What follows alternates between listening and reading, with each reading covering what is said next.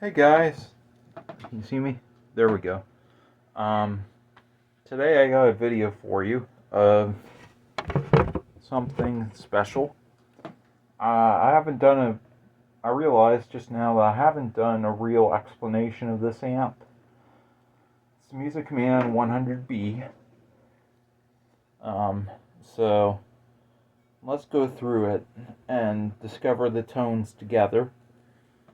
So I recommend that you go watch Bass Buzz's video on dialing in your tone, whatever it's called. I'll probably link it in the description. But basically, he goes over the different dwarves of EQ, and it's a really good video. So I can show you how this sounds. So let me turn it on, get it warmed up. I try not to use the standby mode because amps don't like not having a load on them. So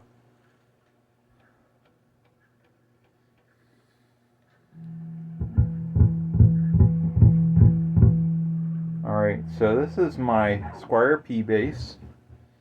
It has a Squier vintage modified 70s jazz neck on it, as you can see, with D'Addario Pro Steel strings. These are a little dead. I even boiled them recently, but they're still kind of dead. So I just did a setup on this bass. I'll do a video on setups in a bit if I can get the right camera angles, and explain my basic process, as well as some things I'm trying to incorporate into that, because I'm still learning, as we all are. So anyway, let's get into the bass amp. So this amp is set flat. This knob right here is our frequency knob for the middle. Here's our level for the middle. Our treble, I don't know if you can see that. Our bass knob. Then we have 5 different EQs. Our 67 Hertz for our boomy. Our 184 for muddy. Our 510 Hertz for honky. And then 1.4K for bitey. And then 3.8K for the edgy. And of course, you have the 3-band EQ. Like I said before, I pointed out those knobs first because they're kind of important too. But basically, you have in this amp, you have all the tones you could ever want, and it's partly tube. The preamp solid state, I believe, and the tubes are for the power section. They're 6L6s. So, not really going to get into that because the tubes overall are not as important as people make them out to be. So, anyway, let's move this over a little bit. I'm going into my DI pedal, but you're hearing the sound from the actually you're hearing the sound from my Motorola Stylus 5G from 2021. So that's where you're getting the sound. So no fancy sound today, unfortunately. I don't have my microphone set up for this. So maybe I'll do another video with microphones set up.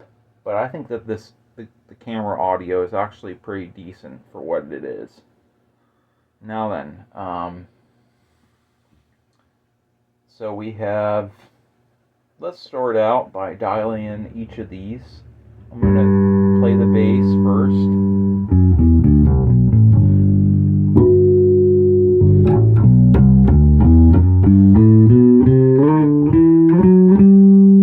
Oh, and by the way, it's not coming through this cabinet. It's coming through a modified PV cabinet. And I think the buzzing is not the speaker. I'm pretty sure it's not. It's rated at 8 ohms, I believe, and same with this amp. The buzzing is from all the stuff on the floor and the stuff on top of the amp speaker. I mean, so don't worry about distortion. It shouldn't be a problem. So anyway, let's dial everything on the bass. I think I got it. So I'm going to get in frame here.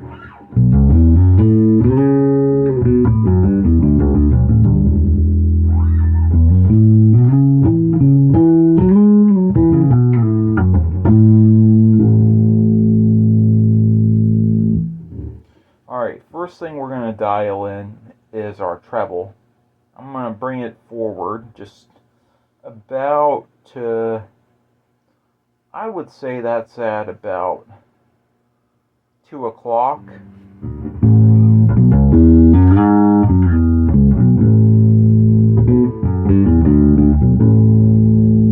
There's a mid-bass driver as well as a 15-inch speaker in that PV cab. Hopefully the crossover that was put in by the guy is good. Sometimes that mid-bass speaker doesn't sound right. It has a aluminum cone. I got that mid-bass turned up about halfway, so it's not on full, and I don't want it on full because then I'll probably break it. So anyway, treble's set. Let's bring it back to neutral, and then we're gonna mess with this mid-range section here. So let's turn it up to 2 o'clock, and it's currently, I think, around 700 to 800 hertz. So let's bring it down to the bottom. We got some mud.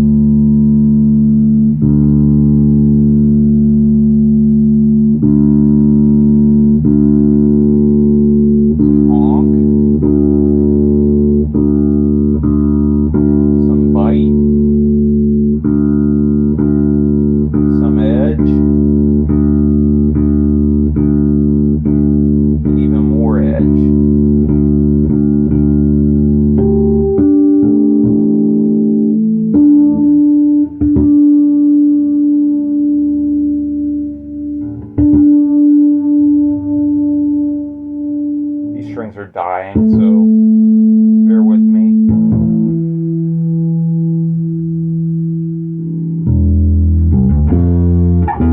Whoops.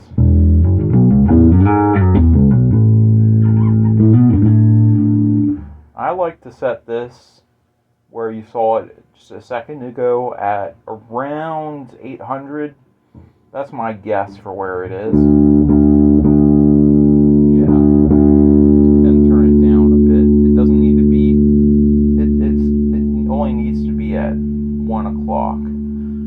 You'll also notice that I generally don't turn things down, cut them, unless they're really obnoxious. That's kind of obnoxious. Let's see how it sounds without. Yeah, for me, that sound where it's too scooped. All the good stuff is out of that, where you can hear the note. So let's put it at just a little bit past 12. Might be more like 1 o'clock. And then let's add in some bass. So, boomy. Let's take away the bass. Really thin. You could use that sound, but I don't think it would be very good for everybody. So I'll just leave that at D10. Now, we have 67 hertz, which is also boomy, but not quite as boomy as the bass. See, that's somewhat usable. Ooh, listen to that.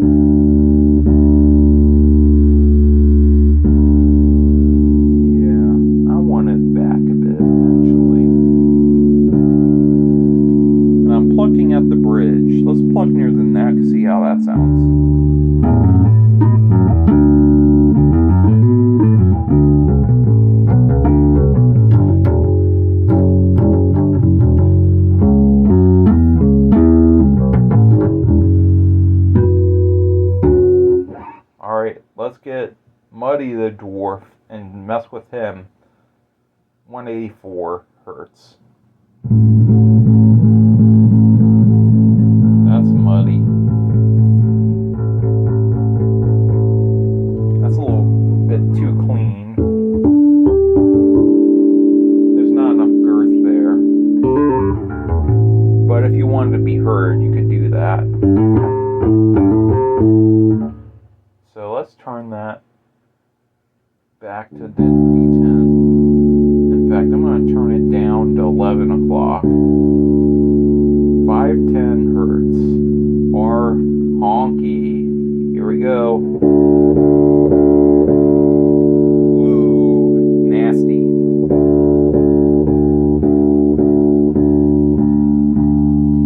I hardly ever use honk in my tone. I want it to be either bitey or even glassy, or you could also call it edgy. And of course, since these strings are so dead, yeah, see how much of a difference it makes when it's turned down? Let's turn it to about 10 o'clock. And then here is our bitey 1.4K. Or also you could call it 1400 hertz, because that's what it really is. And I love this frequency. It gets in like an ice pick in your ear. It really bites ya. But of course we can cut it and see that it's no good when we cut that. It's not bitey enough for me. So we're going to turn it back up just a little bit past 1 o'clock. And then finally, we're at 3.8K. Not quite glassy, but also more edgy.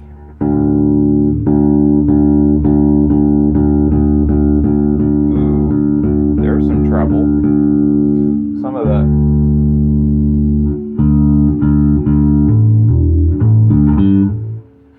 generally 3.5 kilohertz to about 5K is the sound for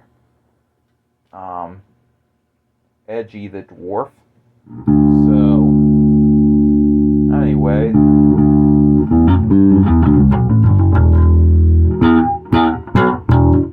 yeah, that's a little bit much. Let's turn it back.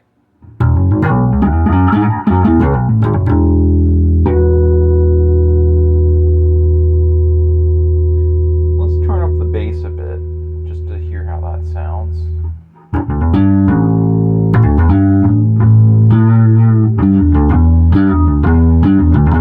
Instant Steve Harris tone.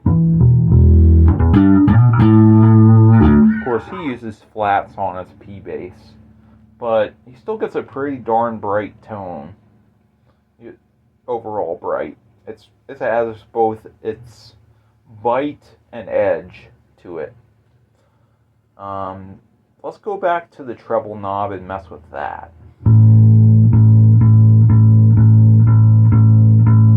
See how it's adding in a bit of noise from the cable?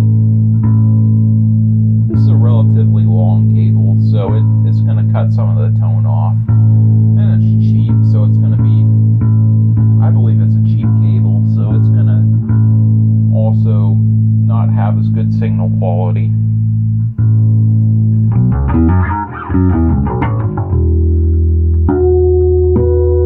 I would call that the more glassy sound. It can be anywhere from above 5 kilohertz to 10 kilohertz. Some go as high as like 20, but that's about as high as human hearing can really go. It's about 20. So I keep arguing with my friend Jeff. Hi Jeff, about why I want tweeters in my bass cabs, and he keeps on saying they're not meant to take bass. But I see professional companies making these bass cabinets, and they have professional level tweeters in them. in order to produce those high-end glassy and even from like 1.5K even, you know, they and some of the people have little speakers. This one, I believe, if you look at it, I'll give you a look here. It's I would guess that's around 4 or 5 inches. I don't know if it's a mid-bass or if it's a mid-range driver. It's not quite small because I look at my Aris Pros and they're about 3. And then my Logitechs are about 2.5 or 2. So you can see that. So it's about, I'm guessing that'll produce bass, but also produce a lot of the different dwarves like bitey and edgy, as well as glassy. A little bit of glass on top too. Not that much, but not like a tweeter. So anyway, here's something that I've used a bit. This is a Soundtown 4x10 rated at 800 watts. I forget what the ohms are. That's very important, but I think it's 8 ohms. And it has 4 10-inch speakers. They're just generic ones. I checked them. And it has this tweeter in there. And I have it plugged into this ABM 1200. Now, the thing with the ABM is that it does 500 at 8 ohms. So I think it'll be fine. So I'm undercurrenting my speaker. So not the most ideal, but it'll work, I think. So ABM is, like I said, it's rated at 500 at whatever the ohms are. I gotta check the ohms because I really need to make sure I'm not blowing that thing up. Let's do a little look here. Look at this.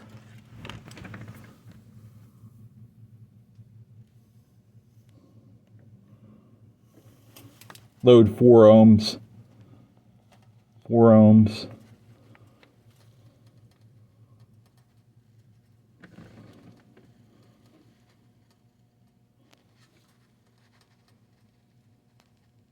Yeah, it says that it's... Yeah, sorry about that. I'll show it to you. It's 4 ohms, and actually I think it's outputting too much, so... Oh well. Which way is this facing? This way. Okay.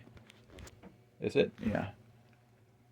So this will have to be unplugged from the speaker because 4 ohms for 1200 watts, that's not good. I think I'm blowing it up. That's what my buddy Jeff keeps telling me, is I'm blowing up my speakers. So I hate to be wrong, but I think I am on that one.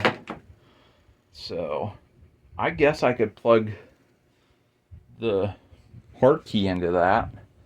So keep posted. I'll try and plug that heart key thing into that, into the 4x10. So if anybody is in the York, PA area and looking to buy speakers from me, let me know. Send me an offer for the stuff, and I'll probably give you a counter offer, or if it's good enough, I'll let you have it. You know, you just have to come and get it. So just let me know. And I would I just would like to get rid of some of this stuff because it's getting in the way of being able to turn this room into a guest room. So anywho, that's my video. Hope you enjoyed it. I'll show you the room. It's not as messy as the last time I showed it to you, but it's still pretty messy. That's hell right there. That's just awful over there. But anyway, we shall see you in the next video. Sorry I waited so long to make another video. If I get time sometime, I'll make another video on the Squier 70s jazz bass, which I put 2 sets of ultra jazz bass pickups into. I think they're ultras. They were either that or they're areas. But I hope you liked the video. Like I said, give it a like if you liked it. Give it a dislike if you didn't. Let me know what you want to see on this channel, and maybe I can make it happen. Until later, we'll see ya.